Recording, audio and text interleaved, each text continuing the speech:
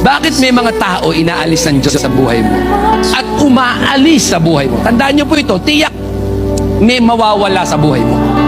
Tiyak may aalis sa buhay mo. Anong dahilan? Because God doesn't build your life on the people who left. Ayaw ng Diyos na i-build mo ang buhay mo sa mga taong umalis.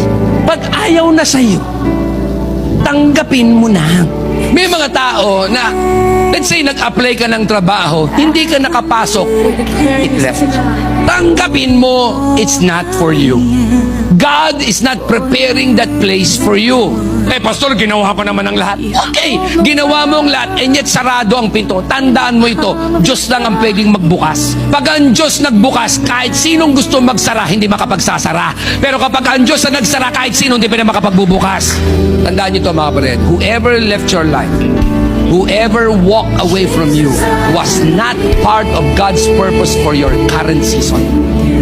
Kapag may umalis sa'yo, may mga bagay na nawala sa'yo, business na wala sa'yo, trabahong nawala sa'yo, perang nawala sa'yo, ibig sabihin, hindi siya part ng God's purpose for you in that current season. That's why God allowed it to go away. Pwede naman niyang pigilin eh. Pero ba't di niya pinigil? Kasi sabi ni Lord, anak, hindi mo yan kailangan for this season.